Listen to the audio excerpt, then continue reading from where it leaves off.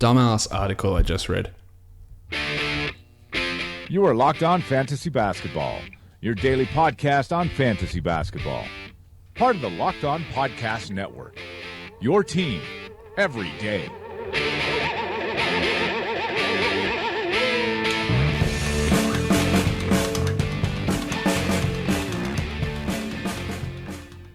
Hello and welcome to the Locked On Fantasy Basketball podcast brought to you by Basketball Monster. My name is Josh Lloyd, and as always, you can find me on Twitter at redrock_bball. We've got Thursday's 5 games to talk about. We've got Friday's 8 games to preview. So let's get to it. We're going to get stuck straight into it today. The first thing we're going to get to, of course, is the monstrous line of the night, and I don't think there'd be any argument as to the fact that Jim Harden gets that one. 35, 11, and 13, a triple-double for Jim. He hit 6 triples. He had 5 steals as well. He had a block. He was 8 of 21 from the field, which is a bit of a letdown. 13 of 14 from the free throw line. He is currently the 4th ranked player this season, the number 1 player over the last week, averaging 45 and 12 with 6.3 triples and 2.7 steals on a true shooting of 78%. So yeah, that's not bad. He's still putting up fantastic numbers, and yeah, the return of Chris Paul will have an impact on him. We haven't seen that full impact yet because Paul played just that one game. So that will drop a little bit of Jim's assist numbers where he is averaging 10 on the season, but I don't think it's going to go down that far. You've heard me talk about that plenty of times. And he's a pretty safe, top 4, top 5 guy, probably top 3 player for this season with the numbers that he is putting up. Just nice consistency, getting to the line, still a ton. There was that concern that it was going to cut down with the new rules. He got to the line 10.9 times per game last season. It is 8.4 this year, but over the last 3 games, he's at 12 attempts per game, so that is starting to come back from Harden. He will adjust and he'll be able to figure it out, and we're seeing that happen already from Jim Harden, putting up some really impressive games, some big games recently as well. His 2 last games, he has scored 91 points with 13 threes, 13 rebounds, 26 assists, and 7 steals. And he's done that on just 46 shots, which is pretty crazy. 91 points on 46 shots for Jim Harden. He is your monstrous line of the night. I don't think many people would debate that one. The waiver wire line of the night. My name is Jeff. Yeah, Jeff Green. Wow. 27 points for Jeff Green, 2 triples, 5 rebounds, 2 assists, and 3 steals. And he was electric in terms of his finishing. 11 of 15 from the field and hit all 3 of his free throws. There was some weird Twitter takes today that Jeff Green is the Cavs' second best player. I don't believe that for a single second. Of course, Isaiah Thomas is on that team and Kevin Love is also on that team. Maybe you could say that Green is the next best guy. But I reckon that saying that Jeff Green is better than Jay Crowder is not a crazy thing to say. You know that I haven't been the biggest fan of Jay Crowder throughout his career, and it looked like I was wrong over those couple of years in Boston, but he has regressed, and he has regressed hard. And Green is closing out games over him. He is superior in terms of what he's doing fantasy-wise as well. Now, Green over the last week is a top 115 player. He's the 111th ranked player over that time period, in fact, averaging 12, 3, and 2 in 26 minutes per game. And while Tristan Thompson remains out, maybe you could get 25 minutes per game from Jeff Green in that time, especially if Crowder continues to struggle. Now, we have to realize also that Derrick Rose was out of this game, so we had weird lineups with him on Shumpert, getting minutes away from the wing and playing as a point guard here also, so that enabled more wing minutes for Jeff, and he also went bananas in that second quarter, which elevated what he was able to do. But I don't think we should be expecting Jeff Green, who shot 39% from the field last year, to continue shooting at 51%, which is where he is currently at this year. I think a drop-off in that is going to come. He's an okay short-term sort of guy in a head-to-head league, but it would be really short-term. But if he found his way into the rotation on a consistent basis more than Jay Crowder, I wouldn't be surprised. With what we've seen from the two of them this year, you make the argument that Green is a more impactful player or a better player than Crowder at this point, and that is such a weird thing to say at this point. If you had said that in the preseason, you would have been laughed at. But I don't think you'd be laughed at saying it now. Maybe some of you are listening to this and laughing at me by saying that. But you could make that argument that Green is playing better basketball than Jay Crowder at this point, as Crowder continues his struggles and Green puts up some decent performances like this one. The young gun of the night, Joel Embiid, he's going to get a few of these this season. 22 and 15 for Embiid. He hit a 3. He had 2 assists and 3 blocks. Missed the game-winning shot for the Sixers over the Kings. 7 of 20 from the field and 7 of 8 from the free throw line. But the most important part of this is the fact that he played 32 minutes. I said by December he's going to be playing 30 minutes a night. That's done. He's going to be playing 30 minutes a night in November. He's going to be looking at 32, 33 minutes a night, I would imagine now, in December. So those season-long minutes restrictions, which were never really going to happen, they've been accelerated. Though some of those rest days will be a pain in the ass, no doubt. Like, he's missed 2 games already this season, and I think you can expect him to miss probably another 8 to 10 more this season, excluding injury. But the per minute stuff is good. 21 and 11. He's averaging 3.5 assists, 1.6 blocks. His efficiency is up as well, shooting 50% from the field, 78 from the line.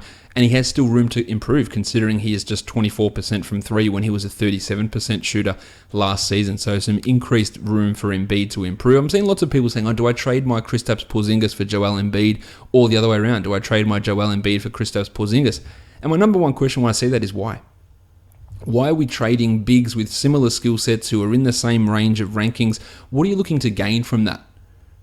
So often, and maybe it does come across as a little bit rude, because I'll just say, why? What's the point? Is my response to those sort of trade questions. What is your idea in doing this, and why are you thinking to that? So, because it's not a no-brainer absolute upgrade. Because you could say, you know what, Embiid's maybe going to get injured. Then someone could go, well, Porzingis gets injured as well. So what's the benefit? So I'm getting that trade all the time. Or Porzingis for Embiid. Like, I don't know why that continues to come up, but I just think, like, what is the big difference that you're gaining in a move like this?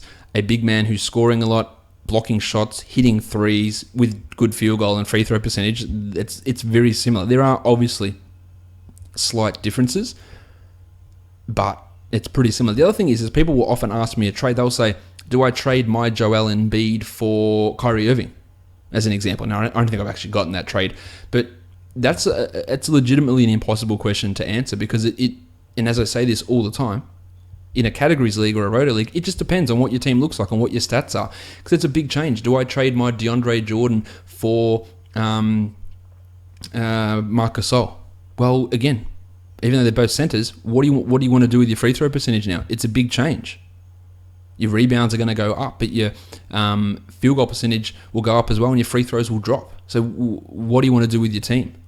So just when you look at those, like, it's almost impossible for me to give you an answer unless someone says, I'm trading my Willie Cauley-Stein for Joel Embiid. And I'd say, well, what's wrong with that other person for a start? And that's a no-brainer. But most of the other time, it's either like, if you're trading a like for like, what's the point? Or you're trading a big for a small, or a small for a big, or a poor free throw for a poor field goal. It's just changing everything about your team, and it's going to really adjust so many things. That's why, of course, I love the trade analyzer on Basketball Monster, because you can see how those changes happen to your team. It might make your overall value strong, but what does it do to your categories? How does it make you match up against the other teams in your league with the standings and your overall team structure? And that's a really good way to check that out. So just when you're looking at those trades, a lot of the time my answer will be why, or it will be depends on your team. And it's not me trying to come across as rude. It's because that's legitimately how you should be approaching all of these trades in a fantasy basketball perspective. Let's take a look now at the dud of the night. Nah, he's not. Marcin Gortat, another struggling performance from him. 8 and 5 with 1 assist. No steals, no blocks, 4 of 5 from the field, 0 of 0 from the line. He is now ranked outside the top 150 over the last week, despite playing 30 minutes a game.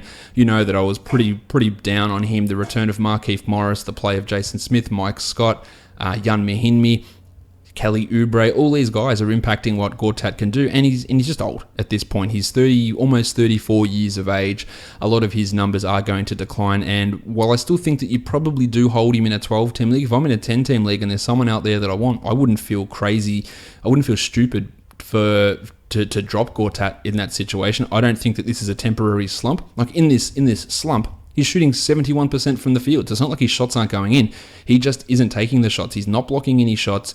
He's just going to be a more minimalized piece of the team as we move forward. So that is something that I have been harping on about that with Gortat for quite a while, and we're seeing it come to fruition at the moment. Now we're going to get into speaking about these other games, the 5 games that we had on Thursday. So we'll get stuck into all of those ones right now.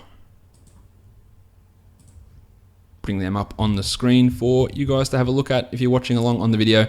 The first one of those was the Lakers and the Wizards. Brookie Lopez, only 22 minutes, and Luke Walton's rotations continue to be frustrating.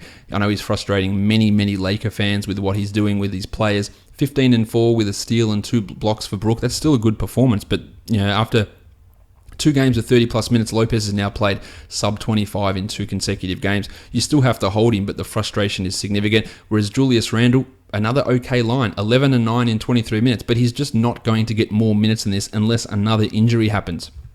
Remember, he is getting only 21, 22 minutes a night with Larry Nance Jr. out, and when Nance comes back, what happens to Randle's minutes then? He's not getting the starting job back.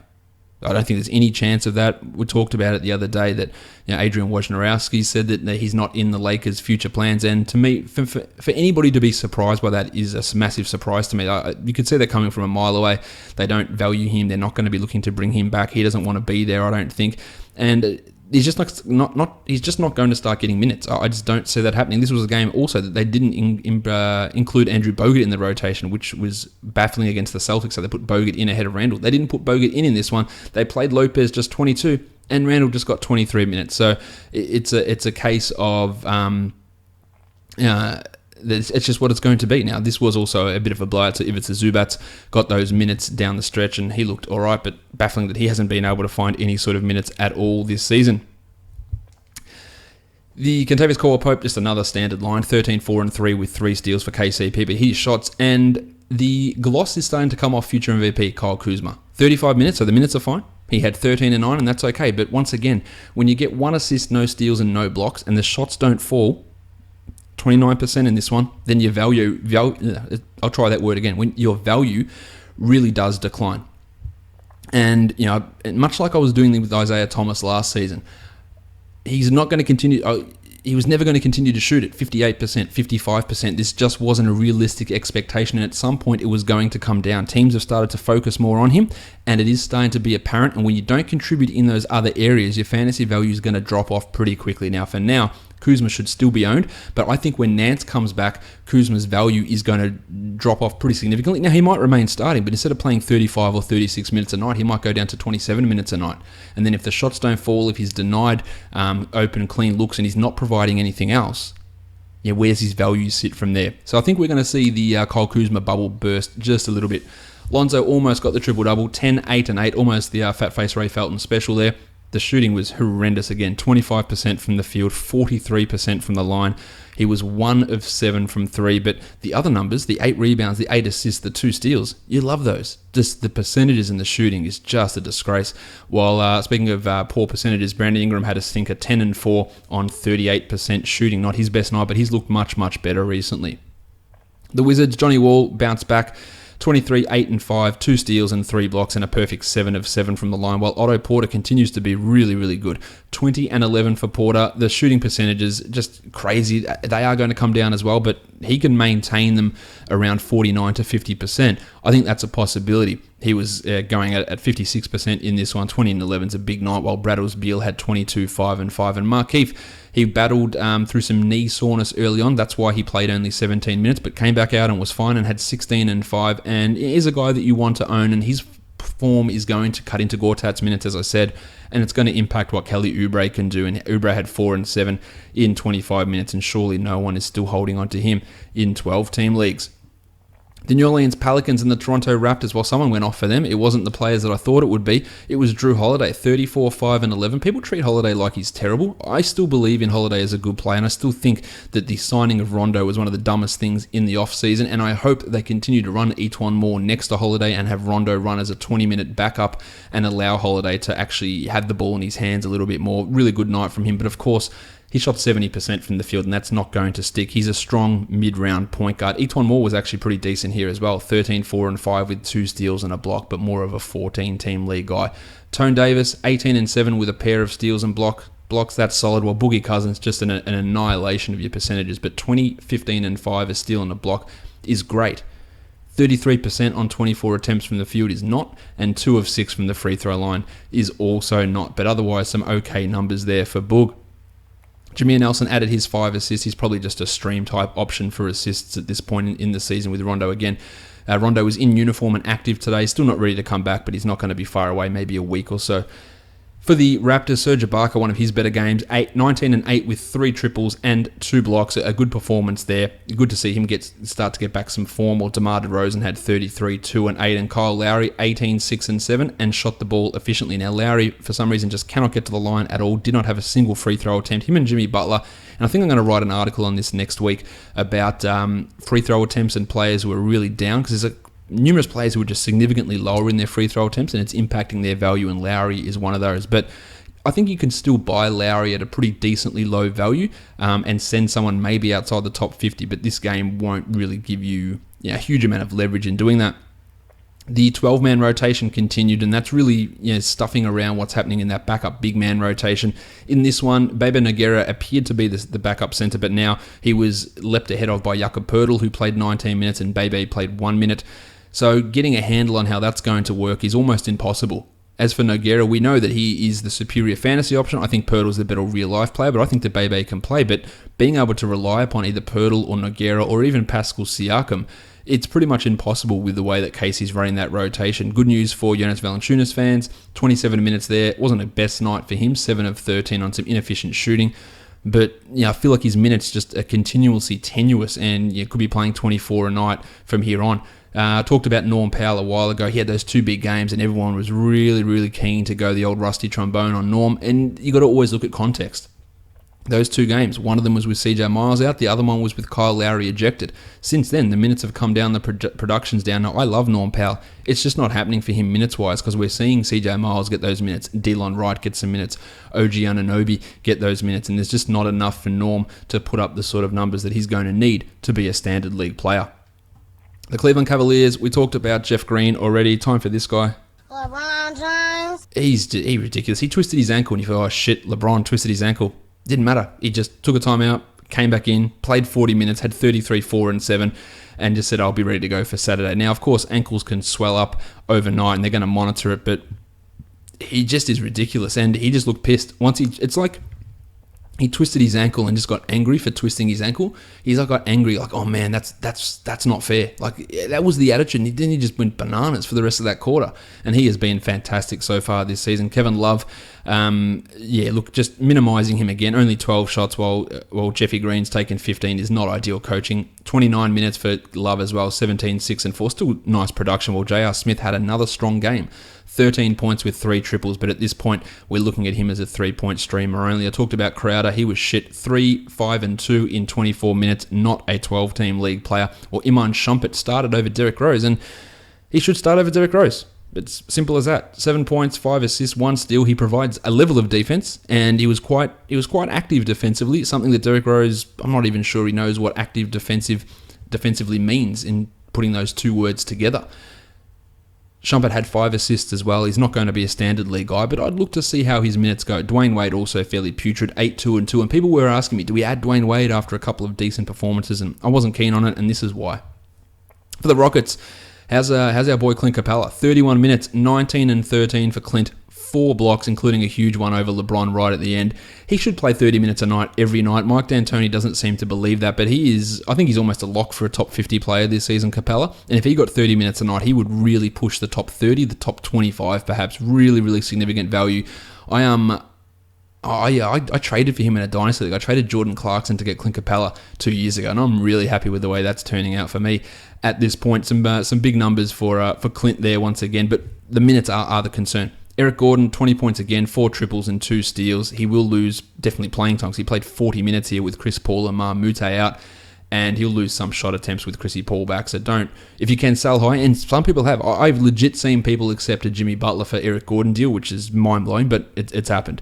Trevor Ariza, 17, 4 and 2 with 2 steals and 3 triples in big minutes, while Ryan Anderson, a real turd, 5, 4 and 3 in 34 minutes. You are better off streaming Ryan Anderson's spot in 12-team leagues, and he is owned in 72% of leagues somehow. The Philadelphia 76ers, is Robert Covington an all-star? He's playing like one.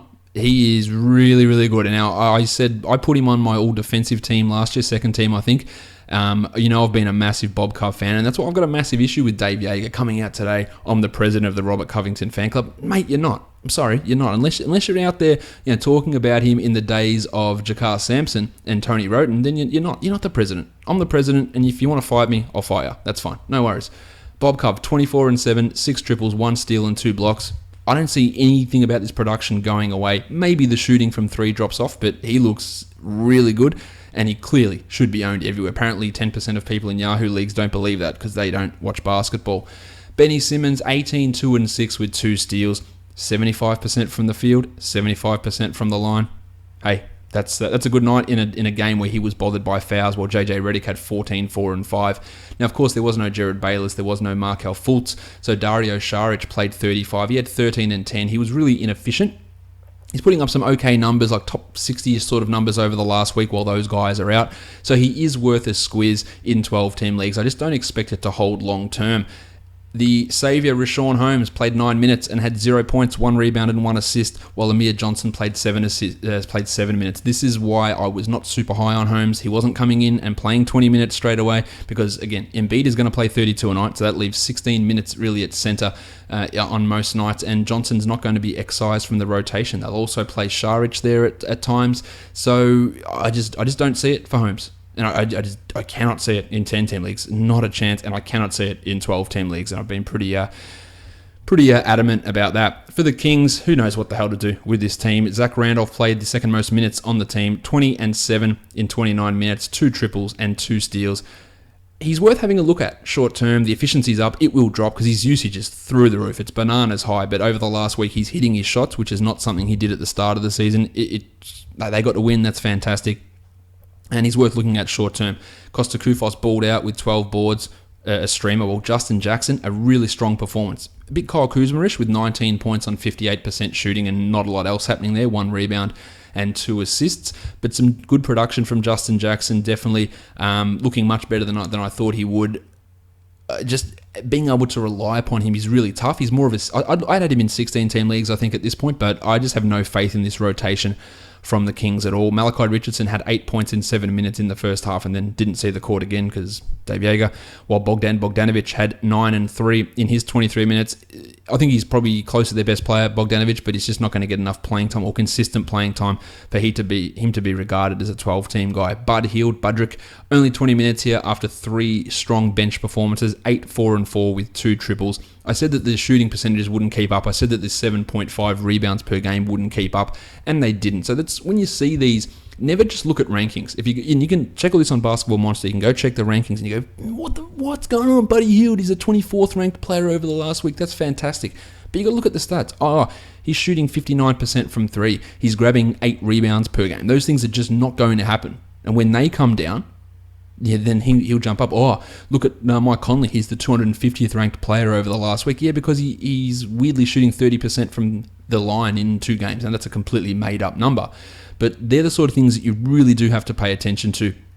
What here is completely ridiculous, what here is completely unsustainable, and what will change. And when you looked at Bud's numbers, he wasn't going to be able to maintain that level. And he'll be up and down. Realistically, looking at this roster, there's not one player that you would say is an absolute must-own guy in standard leagues. Now, you could probably say De'Aaron Fox is pretty close to that. He is played 30 minutes, had 11, 4 and 7, just horrible percentages, but hit the game winner. And he is putting up some pretty good numbers and getting significantly more minutes than Georgie Hill. So George Hill owners gone, only 19 for George there, and I'd own Fox in standard leagues. I probably wouldn't consider anyone else a must-own guy. The last game of the night, the Oklahoma City Thunder and the Denver Nuggets. Melo looked good at 28 and 5 with 6 triples, a steal, and 2 blocks. But the other big members of the big three, not so good. 13 and 8 for Paulie George. 4 steals and a block is nice. While Westbrook, 13, 7 and 5 with 3 steals on just horrendous shooting. Missed every one of his free throws, all 3, and 27% from the field. That is horrendous. Now, Russell Westbrook owners are pissed, and they are ready to sell. You go in and you buy low. Now, I know someone on the Basketball Monster forum said they're happy to sell him for a second rounder, and that's fine. Other people will be way more reactionary. And maybe selling him for a second rounder is not reactionary, and that's fine. I understand your frustration. Go super low. Throw, who would you throw at him? Throw Darren Collison. Darren Collison and... who's another? I'm bad at always coming up with it. Throw Darren Collison and Eric Gordon at Russell Westbrook and just see what happens. Because For 80% of you, you will get, sorry man, I know he's struggling, but no. And you'll get the one dickhead who says, nah man, can't deal with it, can't hit his free throws, he's gone. So someone will get it. Someone will get a weird deal for Westbrook in the next couple of days. I can guarantee you. And if you are that person, please let me know what you actually managed to acquire Westbrook for, because someone will get him at a stupid price. I can assure you, someone will get him at a stupid price. It won't be everyone, but it doesn't hurt to ask. Hey man, interested in trading Westbrook? I have got insert X player who is outperforming his projections. Pat Beverly, probably not a good example considering he's hurt at the moment. I have got Evan Fournier. Fournier for Westbrook straight up. See how it goes. It's worth a look. Steve Adams left the game late with a leg injury, looked like an ankle injury. I don't have any reports at this point. Maybe I should actually just have a quick look at any news that might have popped up while I'm recording to check that out, to see if there is any news on that thing. It was with about 4 or 5 minutes left in the game. Let's see if we can find out any information. It's a calf contusion for Steve Adams, with his status unknown for Friday's game, which of course is tomorrow. So we will find out how Steve Adams goes there in terms of his availability. Of course, if he is unable to go, then you're going to look at more Jeremy Grant minutes, and you're going to look at more Jeremy Grant and Patrick Patterson minutes for the Thunder if Adams isn't able to go. A calf contusion's better than what I thought it could be. It looked like it could be a significant ankle sprain, so pretty glad that isn't the case for Steve Adams and Steve Adams owners. Let's go back to that. Just updating stuff on the fly here as the news comes to hand.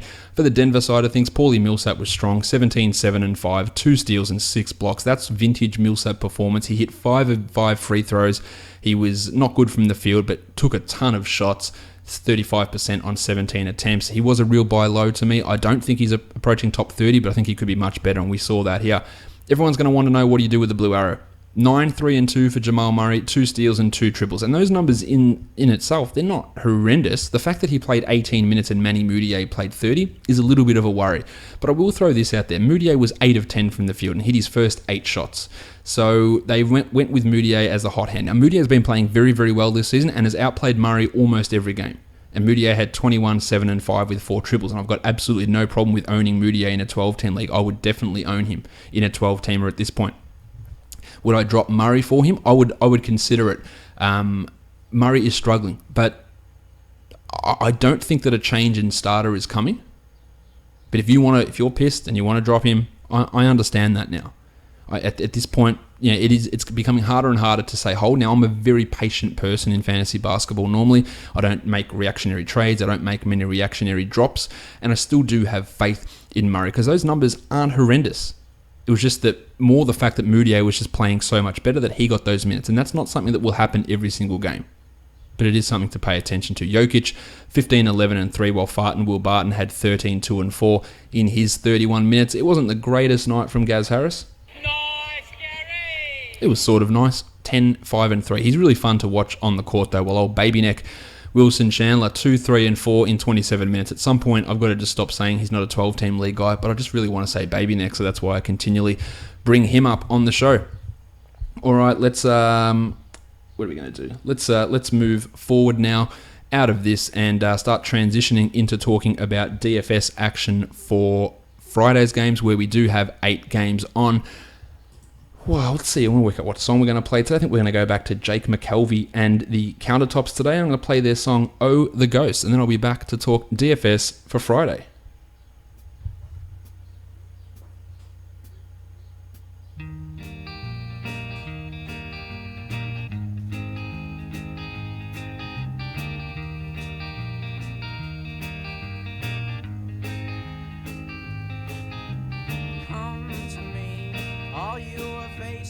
Mistakes and make me appear in the margin. I don't care how long it will take, 'cause I only want to enlarge it. And following me to the scene is doing me a great disservice, and making a mess out of me is really only doing me harm. It's really only doing me harm. Ghost was only in my dreams. It isn't in my closet, and you won't go searching with me, 'cause I have already lost it.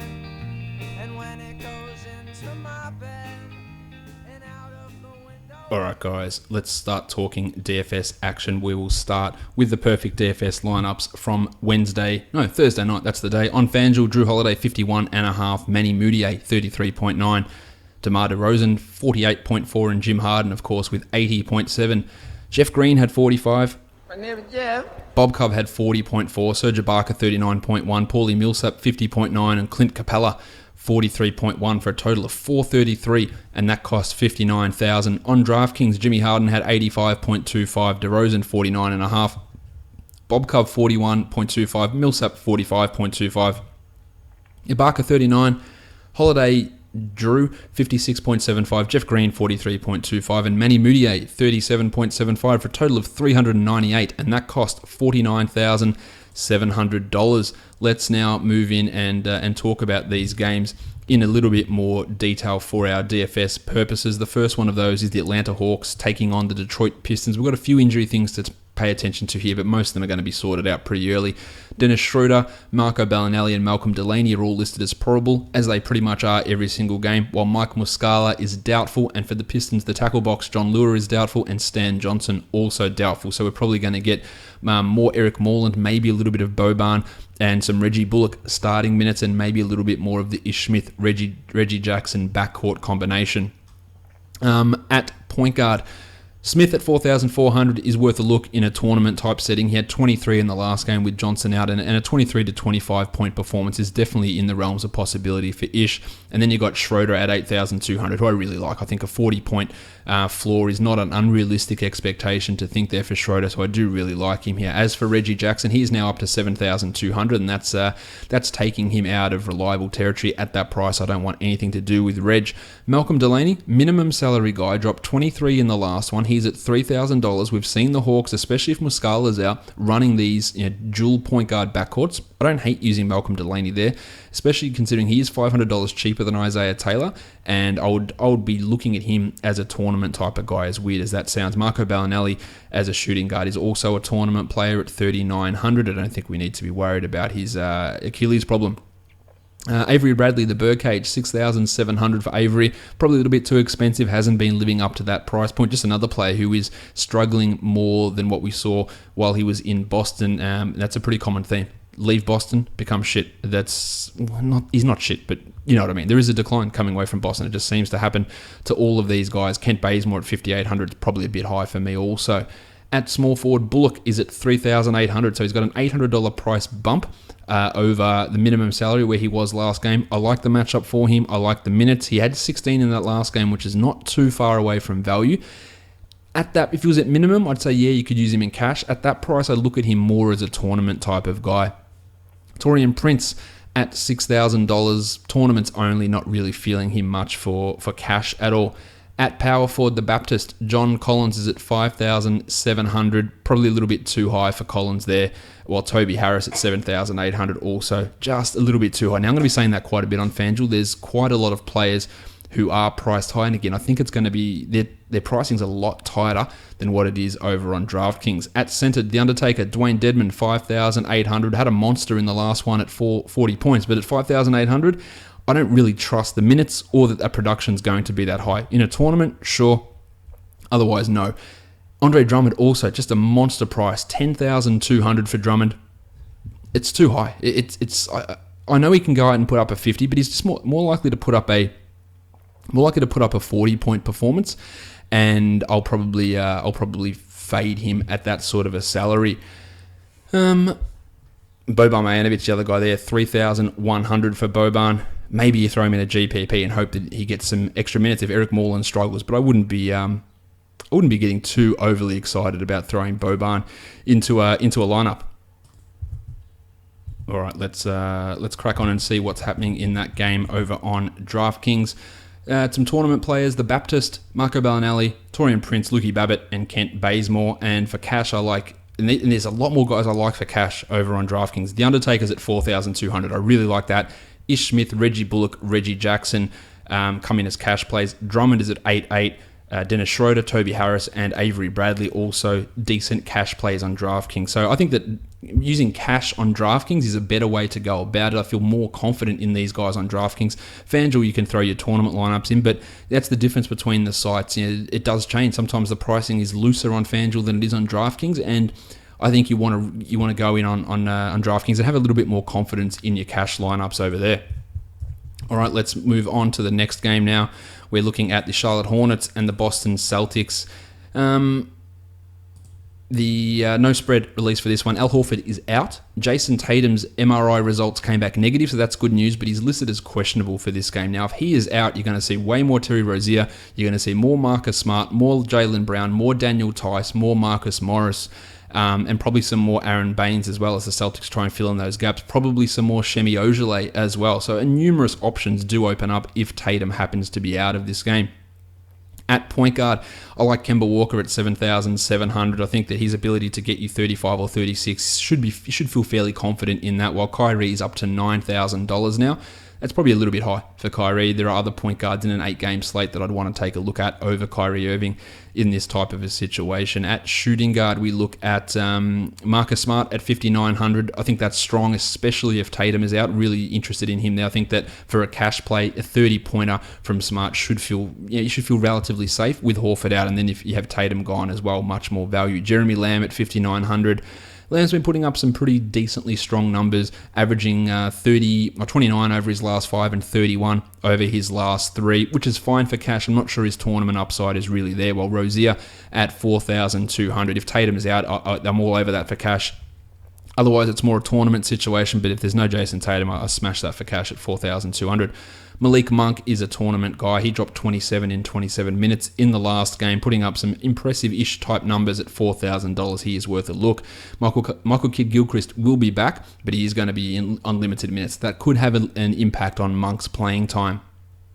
For the small forwards, Jaylen Brown's at 5,500. I'd feel more confident in Brown in cash if Tatum is out. Otherwise, he's more of a tournament player, although his numbers have been okay for DFS, averaging 24 across the last 3. Kidd-Gilchrist and Ojeleye. I don't even think I want to look at Ojeleye if Tatum is out. He does what he does, and he does it well on the court. It just doesn't translate to big fantasy points. At power forward, Vanilla Tice, he is at 3,400. He had 27 in the last game. I'm in on that. At that sort of a price, I really do like it. While Frank the Tank, he's down to 3,800, only as a tournament guy. He has really, really struggled over the last couple of weeks. As for Tatum at 5,500, if he plays, I would be interested in using him at 5,500, but more as a tournament guy, while Marv Williams, a nice cheap 4,200, which I feel is a safe-ish cash type of a play. Marcus Morris is up to 5,200 now, but I do think that he is, as much as I don't like him, I do think that's a nice cash option there. At centre, Dwighty Howard, 7,700. Aaron Baines will give him the business. He will really stick it to him, but Howard's been putting up some really solid numbers, and I think 35 as a floor is a realistic expectation for Dwight here.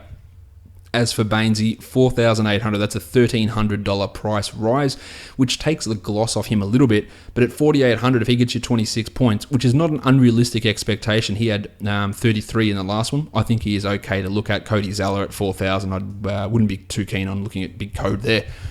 Over on DraftKings, a couple of tournament guys, Jaylen Brown and Malik Monk, and then a ton of cash options. Tice, Howard, Walker, Marcus Smart, Marv, Jezza Lamb, Marcus Morris, Kyrie, Bainesy, and Rozier are all cash options. So there is a ton of options in this game where I think there's a lot of value, and it is a game that I think, regardless of spreads and totals, I think that the value provided by a couple of injuries in this game makes this a decent game to have a look at for cash and for stacking in tournament purposes. Let's move on now to the next game. We are looking at the Indiana Pacers and the Chicago Bulls. No spread for this one because we don't know the status of a couple of Chicago guys. That's Robin Lopez and Lauri Markkanen. And for the Pacers, it's Domantas Sabonis, who's questionable with a calf contusion. If Sabonis is out, Al Jefferson gets the bump in minutes, and it solidifies Miles Turner and Thaddeus Young. For the Bulls, if Markkanen or Lopez, if one of those guys is out, then Bob Portis is going to be an absolute must-own cash because his ownership percentage is going to be like 80%. It is going to be through the roof. Now, if both Markkanen and Lopez plays, I wouldn't want Portis in cash. I would have a squiz at him in tournaments, but I still think that his ownership would be too high in a tournament setting. But it is definitely a let's see how we're progressing with these guys and their injuries and what the word on the street is before the game tips off. At point guard, Corey Joseph at $4,000. Had a nice game in the last one, but was putrid before that. Nothing for me to really see there. Well, Daz Collison, the price is coming down to $5,700. Against the Bulls, I'm in on Collison at $5,700. Back in there after a poor game in the last one. I think you'll get him at pretty low ownership. Jaren Grant at $5,200. He's just been consistently getting to that value, which is not a bad cash play, but I just feel that with Chris Dunn getting those more minutes, Grant's going to have a stinker, and it's going to be the night that you roster him. Justin Holiday at $6,000. He's going to take his shots. We know that. I like him for cash and for tournaments, while Chrissy Dunn at $5,500. That's a pretty high price for Dunn, but his ability to get the steals, blocks, assists does really give him that propensity to go for 30, 32, and he had 33 in that last game, so he is worth a look, but I don't feel fully confident. Vic Oladipo at $7,600 hasn't been at that number over the last couple, but is still averaging 34 over his last 5. It's against a Bulls team that is a good matchup for him, so I think at $7,600 you can get back on Victor Oladipo, but he's far from a must roster guy. Bojan Bogdanovic, GPP, and as is Denzel Valentine at $5,000, but I'm actually leaning a little bit more towards Denzel as a cash play. He's getting 27 minutes a night, seemingly averaging 27 points across the last 3 and 24 across his last 5, and at $5,000, that's a relatively safe floor. I'm not sure how high his tournament upside is, but I'm okay with his floor. As for Pal Zipser, $3,600, just not a fantasy option really at all. While Lancey Stevenson at $3,600, if Sabonis is out, I would look at Stevenson into my GPP pool. At power forward, Lowry Markkanen, $6,300. Just not keen on spending that much on him at this point with the unknown situation with his injury, while Thaddeus Young is at $6,400, just getting 30 pretty much every night. So I think that is a decent cash play again. I think this is one of those nights you should be looking for cash at like 4.7, 4.8x as opposed to 5 or 5.1. As for Sabonis at $5,400, I will pass on that. And Bob Portis is at $5,000. He had 41 in his first game of the season. I feel pretty confident saying he won't get 41 again unless Markkanen or Lopez is out. But in that case, I would use him, and I'd feel okay about having a crack at him if both of those guys actually play. At center, Lopez is at $5,900. I think that's an okay cash play if he's ready to go, while Miles Turner at $7,900. A real opportunity to lay the smack down here. So I'd be okay with using him in cash. I'd lean more tournament because it is a little bit high, but I think he's got some decent opportunity here. Chris Felicio is the other guy you want to take a squiz at if, say, both of those guys are out. Him and Portis are going to have to hold down that front line if both Lopez and Markkanen happen to be out. On DraftKings, I like Bojan Bogdanovic and Bob Portis as tournament guys. Portis is up to $6,100 on DraftKings, and that's very, very high. Some cash plays, I like Denzel Valentine a lot, Chrissy Dunn, Miles Turner, Justin Holiday, Thaddeus, and Victor Oladipo as some solid cash plays over on DraftKings. All right, let's go to the next game now. We're at the Milwaukee Bucks and the San Antonio Spurs. Should be the debut of Eric Bledsoe for the Bucks, so that's going to make all their guys really hard to predict what's going to go on. So tournament really only for most of these players in the Bucks lineup rather than cash. The Spurs are favored by 4.5, and the total is 206.5 points. Mirza Teletovic is doubtful with knee soreness. He'll likely have those minutes taken by DJ Wilson, but you won't be looking too much into DJ. Eric Bledsoe's at $6,300, just absolutely no interest until we see what goes on in Milwaukee, especially in his first game. $4,700 for Pat Mills, maybe in a tournament, but I don't even like his upside there. While DeJounte Murray, no interest, and Malcolm Brogdon. Love Brogdon, but I just don't know how it's going to go. So that's a tournament only, and the Spurs is a shit matchup. The situation's unknown. To me, it's a fade. I'm going to say that a lot in this game. Dan Green at $5,000. I think he is a tournament guy. Dropped 33 in the last one. The minutes are fine with no Kawhi. The production can always go up with his block numbers, so he's fine for a tournament. Then you've got Chrissy Middleton at $7,500, and like the rest of these Bucks guys, him and Tone Snell, tournaments only. At small forward, Giannis Antetokounmpo, $11,800. I'd only look at Giannis in a tournament. I don't think he's going to be too bothered by the arrival of Bledsoe. He doesn't have Kawhi to guard him, so there's that benefit there as well. But 11,800 is quite high for a team where we just don't know how it's going to play out. So that's why I'd look to fade Giannis in a cash game. 5,000 for Kyle Anderson's too high in my opinion as well. Where Rudy Gay, he had 40 points in the last one. He's at 5,500. I don't feel overly confident about using Rudy Gay at that sort of a salary. His minutes have not been high. The Muppet John Henson, 4,800 for Henson. 24 average over the last 5. The last game, you can almost throw that out due to foul trouble. I'd look to him as a tournament guy, especially because it is against the Spurs. While LaMarcus Aldridge at 8,500, I feel good about that for cash. And then we go to the centres. We've got Thon McCurry, who I will fade, and Pau Gasol, who's been putting up impressive numbers at 6,300. He's got 32 average over the last 3. I don't feel massively strong, although going against the Bucks bigs is a really good way to get some fantasy points. So Aldridge is why I like him a lot for cash, and Powell would sneak in as a tournament type of a player. On DraftKings, let's look at Mills, the Muppet, Tone Snell, and Chrissy Middleton as your tournament guys. I think Yanni on DraftKings is solid for cash at 10.5. I like that. And then you got Aldridge and Gasol as both decent cash plays over on DraftKings. So not as many options on DraftKings as opposed to FanDuel with that game. Again, just so much that's unknown about how the Bucks are going to go about things, with Bledsoe likely to make his debut. The next game, the LA Clippers and the Oklahoma City Thunder. We have no Rooster. Danilo Gallinari is out. Patrick Beverley is out, and now Austin Rivers is questionable for the Clippers. So that backcourt could be featuring 3 guys: Sindarius Thornwell, Jawan Evans, and Lou Williams. So there could be a ton of value opening up there. As it is now, you're going to have Williams and Rivers as the 2 guys, and then someone in that backcourt's going to have to get minutes, and it's probably going to be Thornwell, but you'll see Jawan Evans in there as well. So some minimum salary guys who could really take a squiz and have a real crack at. Evans he's actually bumped up on FanDuel to 3,700, but I'm okay with looking at him. Probably lean more tournament than anything. Russ Westbrook at 10,800. Well, he's not going to have too much in terms of defense going against him with Lou Williams or Austin Rivers, who's a good defender, but he's no Pat Bev. I think that using Westbrook, coming off a shit game, I think he'll be looking for a decent bounce back. So I think he's fine at that sort of a price tag there. Fat face Ray Felton at 3,200, maybe. Decent game from Felton today. I'd look at him as a GPP only sort of a player. At shooting guard, love Lou Williams here at 5,500. Love that. Wes Johnson, who's a small forward, but I mentioned him anyway because I got confused. He is at 4,600. Really like him with the rooster out. And then you go to Sindarius Thornwell at 3,400, who put up 15 points in 17 minutes in the last game and has a real chance to get 25 to 30 minutes in this one. So at 3,400, he is absolutely in play as a tournament guy who I really do like. Austin Rivers at 5,900. If he plays, I like Rivers at that salary. It's a big bump in salary, but if he plays, I do like that. At small forward, I talked about Wes already. Paulie George is 82, would be a tournament type of guy. This does have a little bit of blowout potential. I guess that's minimised by the fact that the Thunder are off a back-to-back. At power forward, Jeremy Grant at 45. Well, if Adams is out, he's going to get a real chance here, so I'd have a look at him as a tournament guy. He's not a great option, and I wouldn't be relying upon him in cash. While Blakey Griff at 8,400, I'm all over that. I think that's a really, really good spot. Mallows at 6,800. Yeah, it was good again today. I think you can actually use him in cash. I've got him listed as a tournament guy, but I think I might change it and have some cash value for him. DeAndre's at 7,600, and I think that's solid without having massively high upside. While Steve Adams at 6,400, I wouldn't use Adams anyway, but if he is out with that calf issue, then you're going to have some of those minutes open up for Pat Patterson, who is a minimum salary guy and could be used in a GPP type of situation. Let's have a look over on DraftKings. Jawan Evans, Jeremy Grant, Sindarius Thornwell, Austin Rivers are all decent tournament guys. Russ Westbrook at 10.8 is more of a tournament guy on DraftKings.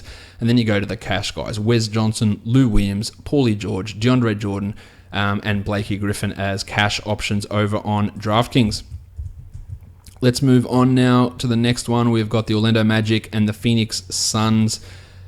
We've got the Magic favored by 3.5 on the road and a big total, 224.5 points. Tyson Chandler, who missed the last game with back stiffness, he is questionable. So Alex Len will get another start if Chandler is out, and I wouldn't expect Len to pick up 3 fouls in 4 minutes. So people will be very, very hesitant to use him, and that would mean that I would be really interested in using him because his ownership should plummet. Tyler Ulis is 3,600. Yes, his production has been piss poor, averaging 11 points over the last 3, but in a tournament, a low-owned, low-salary guy can really have an impact, and he could be that player. Lord Alfred Payton at 81, a massive, massive debut, a great situation for him here going up against Phoenix. So I'm okay with him at 8,100. Probably not my number one point guard choice, but definitely something there. While Mike James at 5,500 has been really consistent. in terms of his DFS production, 26 points average over the last 5, which is sort of what you want for 5,500, but the upside is not all that high for Mick. At shooting guard, Terry Ross at 41. That's a tournament look only. And Devin Booker at 75. I think that's pretty decent for cash. He had dropped 46 in the last one. At small forward, TJ Warren, 6,800. I'm all about TJ at that price. He's almost a lock for 30, I feel. And then you've got John Simmons at 46, who's a tournament guy, while Fournier at 6,800. Another great opportunity for him to hit 50% of his threes. So I think Fournier is a fairly strong lock for cash as well. At power forward, John Isaac, 3,700. I love Isaac, don't feel that. As Gordon, 7,800. Probably just a little bit high.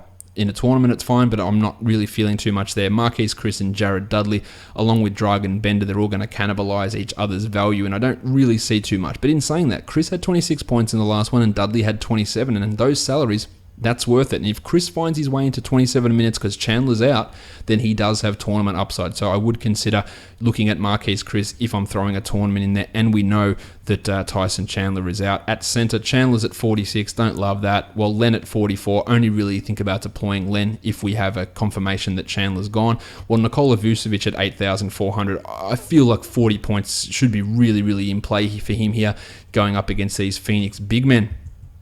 Over on DraftKings, tournament guys, we've got Ulis, James, Ross, Alex Len, and Dudley. And for the cash type guys, Lord Alfred Payton's at 6,900. Giggity. That's super cheap. Nick Vucevic, TJ Warren, Evan Fournier, and Devin Booker over on DraftKings, that is. Let's go on now to the second last game of the night. It is the Miami Heat. They're taking on the Utah Jazz. The Jazz are favored by 3, and the total is 196.5. So really, really low. Tyler Johnson should be back after missing the last game due to an illness. Let's talk point guards. Ravishing Rick Rubio at 7,200. The slow pace of this one, the Heat defense makes me fade Rubio here. He's been down. He could easily have a 30-pointer, but I'm just not feeling super confident there. Tyler Johnson, not really interesting, while the Iron Shoulder at 6,700. That salary's nice. His production's been nice, but going up against Phoenix versus going up against Utah is a completely different kettle of fish. I think I'll probably fade Dragic in this spot. At shooting guard, Rocket Rodney Hood, 4,700. We saw Don Mitchell get the start in the second half of the last game, but Hood still put up 27 points, so I think he's got some tournament upside here. As for Don Mitchell at 5,100, I would prefer Hood to him. I think their minutes are going to be the same, and you're saving that $400. But Mitchell is still an option. Dion Waiters at 5,800. The salary's starting to come down, but it's still not low enough for my liking. At small forward, Joshie Richardson, 4,500. Tournament upside, we know that a 3-block, 3-steal, 4-assist, 20-point game from Richardson's not crazy, and that's the sort of upside you're looking for in a tournament, but I wouldn't be locking him into every lineup. Or Justice Winslow should remain the starter at power forward, had 31 in the last game, and at 4,600, I feel relatively confident with his ability to get assists for him to get around 23 to 24 points, and that makes him worth looking at. Jingling Joe Ingles at 5,400, just a real solid floor with a 30-point upside, which makes him not a bad cash guy. At power forward, Derek Favors at 4,800. Sorry, mate, just no interest there. Jim Johnson at 6,400, I am in on. He is just tearing teams apart. Yes, the matchup against Gobert and the Jazz could be a problem, but I'm ready to go back to war with Jim. At center, speaking of Gobert, 8,600. He takes on Hassan Whiteside at 8,900. I'm inclined to fade both of them. Both of those guys have struggled against each other in the past. They do have a rivalry that could lead to some fouls happening. I just think that neither of them are really cash guys that I want to look at. You might have a squiz in a GPP. That's probably about it. On DraftKings, we've got GPP options for the Duke, Wayne Ellington, Joshie Richardson, and Rocket Rodney Hood, and cash options for Justice Winslow, Jingling Joe, Jimmy Johnson, and the Iron Shoulder, Goran Dragic. Let's go on now to the last game of the night. It is the Brooklyn Nets and the Portland Trail Blazers. We've got a couple of Brooklyn guys we need to pay attention to. Rondé Hollis-Jefferson is questionable, as is Trevor Booker, while Jarrett Allen has already been ruled out. Of course, if Rondé is out and Booker is out, you're going to get more minutes for Tyler Zeller, and he becomes an option, and then you're going to get Spencer Dinwiddie, Jumpin' Joe Harris, all those guys getting a bit of a bump in their playing time. As for Dinwiddie at 4,400, I'd probably fade that unless Rondé is out. And then you look at the other point guards. Dame Lillard's at 10,000. Against the Nets, man, 10,000's in play for Lillard. He can get 50 pretty comfortably in that sort of a matchup, so I do like him here. Karis LeVert at 4,900. Only look at him as a tournament player. I don't feel that strongly. While D'Angelo Russell at 73 or CJ McCollum at 73. I'll take CJ in cash, and I'll take D'Angelo in a tournament. Both have okay opportunities here. At small forward, Damari Carroll, 5,300. If Rondé's out, I'm in on that. Jumping Joe Harris at 32. If Rondé's out, that's a tournament flyer to me, while Mo Harkless at 4,300. I have no interest there.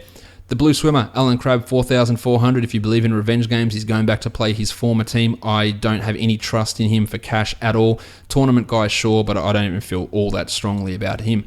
Ed Davis at 3,900. Big man can really dominate against the Nets if this game becomes a blowout early. Davis can come in and get a 10 and 10 double-double with a couple of blocks in like 19 minutes. So at 3,900, love the upside. Really good opportunity for him. Rondé's at 6,700 if he plays. I wouldn't feel comfortable about using him. And much like Ed Davis, Noah Vonleh at 4,000. He could easily grab 10 boards. He had 19 points in the last game, which is right about where he needs to be value-wise. So I think that he has some GPP upside also. At centre, Nurkic, 8,500. We've seen centres annihilate this team, so Nurkic should be in for a real monster. A 45, 50-point upside, I believe, here from Yusuf, while Tyler Zeller at 34 would be the guy to look at, especially if both Booker and Hollis Jefferson happen to miss. On DraftKings, tournament guys, LeVert and Harkless, the blue swimmer, and D'Angelo. And for cash, we've got Nurkic, Lillard, Vonleh, Evan Turner, and CJ McCollum.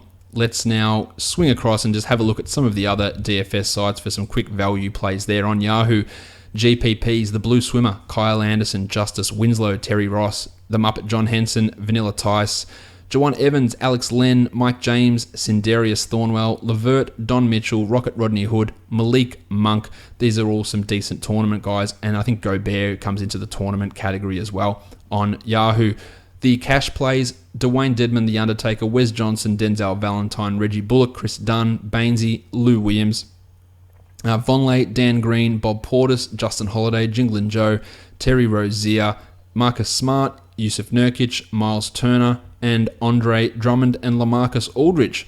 If we flip it to Moneyball now for the guys here in Australia, the tournament guys, Jawan Evans, Sindarius Thornwell, Rocket Rodney Hood, Rudy Gobert, Ish Smith, Paulie George, Marcus Smart, James Drummond are worth looking at. Tone Snell also.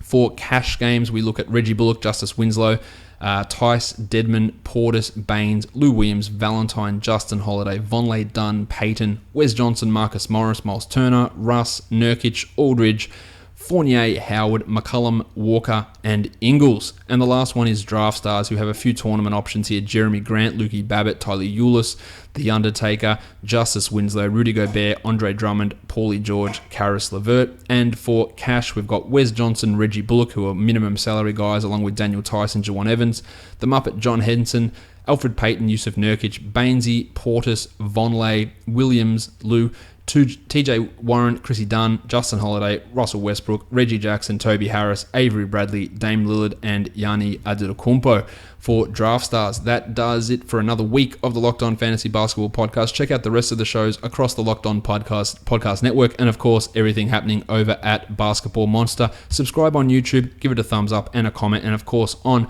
Apple Podcasts, Google Play, TuneIn, Stitcher, and on Spotify. We are done here, guys. Thank you so much for listening, everyone. See ya.